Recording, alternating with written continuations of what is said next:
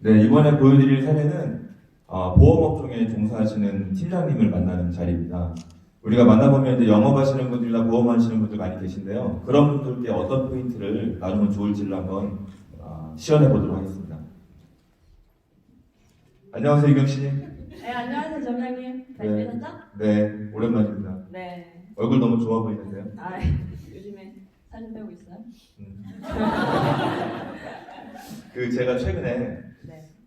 대단히 성공한 후배를 한 명 만났어요. 어, 네, 많이 만났는데 이 친구가 진짜 제 머리를 빵 때리는 얘기를 하나 해줬는데 대한민국 1%의 부자들만 아는 비밀을 한번 들어보셨어요? 부자요? 네. 아니, 1%만 아는 비밀. 1%? 네. 좀 알려주세요. 저희가 이제 보험을 하면서 이런 얘기를 많이 나누게 되는데 이 자산하고 부채 얘기를 하더라고요. 네, 자산과 부채의 정의에 대해서 얘기를 하는데 자산은 결과적으로 내 주머니에 돈을 넣어주는 것이다. 그런데 부채는 돈을 빼가는 것이다. 그러면 지금 유경 씨가 거주하시는 집은 자산이에요, 부채예요? 부채요. 부채예요. 네. 맞아요. 그러면 리완이는 자산이에요, 부채예요? 미안이요? 부채예요. 부채예요. 많이 내가요. 네. 내가 지금 이자를 내고 어떤 지출이 발생하면서 거주하는 집은 부채로 우리가 분류할 수 있고 임대소득과 같이 따박따박 돈을 가져다 주는 것은 자산으로 분류할 수 있다는 거예요. 물론 우리 아이들 절대 부채가 아니겠지만 나중에 용돈을 갖다 주는 상황이 됐을 때 사실 자산이 될 수 있지만 지금은 돈을 내보내야 되기 때문에 부채로 분류할 수 있다. 그러면 자산과 재산의 차이를 혹시 아시겠어요? 어렵네. 모르겠어요. 자산과 재산. 모르겠어요. 네. 자산은 따박따박 나에게 돈을 가져다 주는 건 자산이라고 얘기를 하고요. 재산은 팔았을 때 돈이 돼요. 아, 그런데 많은 사람들은 우리 뭐 집, 특히나 집을 이제 재산이라고 자산이라고 생각하죠. 하지만 집은 자산은 아니라는 거죠. 그러네요. 그렇죠. 그래서 가난한 사람, 중산층, 부자들의 이 현금의 차이를 한번 보니까 가난한 사람들이 돈이 들어오잖아요. 그냥 나가거든요. 네, 쓰기도 바쁘잖아요, 사실은. 그렇죠? 그리고 중산층들은 소득이 높기 때문에 좀 여유가 있어 보여요.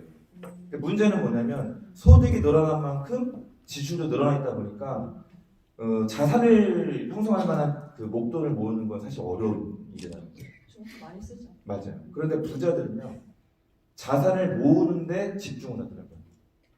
그러다 보니까 어떻게 했어요?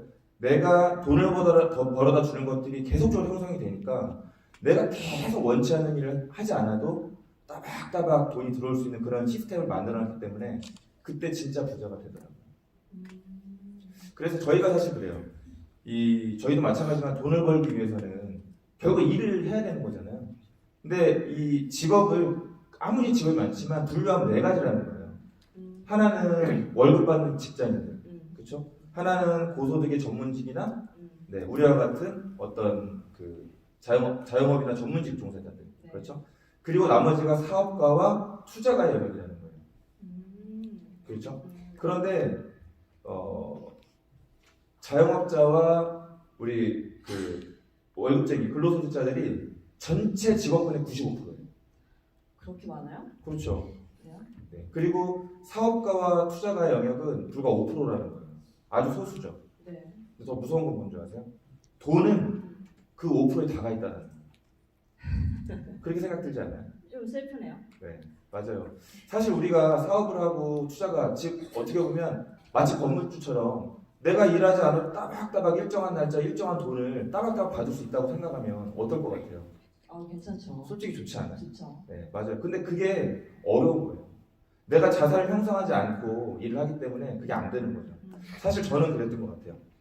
제가 이제 하나은행을 다니다가 16년 전에 보험이라는 일을 시작을 할 때 조금 빠르게 조금 더 많은 돈을 벌어야 했던 상황이었어요. 근데 보험이라는 게 그걸 해줄 것 같더라고요.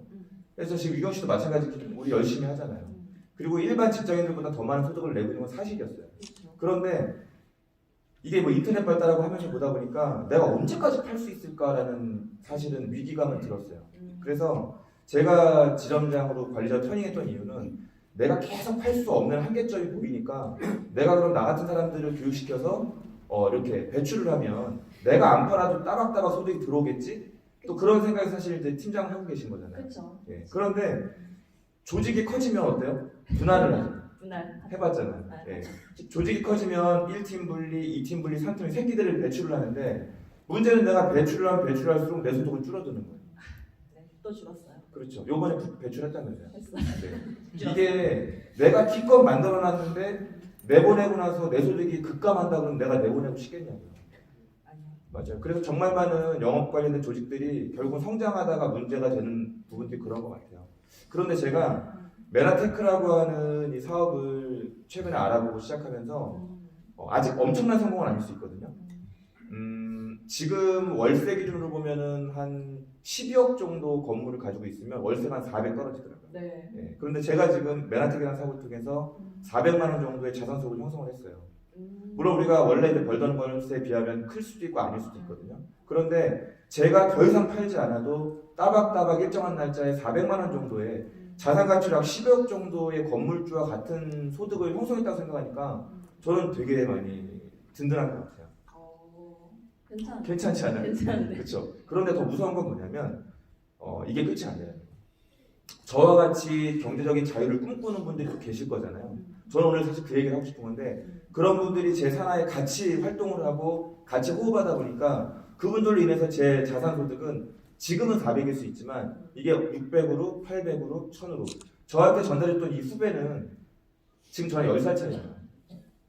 근데 건물로 따지면 한 25억 정도? 25억. 25억 정도의 건물에서 나오는 월세를 이미 만들어놨습니다. 그럼 한 7, 800 되는 거네요? 네, 800이 좀 넘죠.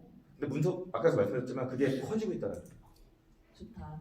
좋은 것 같아요. 그래서 혹시 시간이 되시면 한 10분, 15분 정도만 제가 저희 메나테크에 대해서 좀 가볍게라도 좀 알려드리고 싶은데 한번 들어볼래요?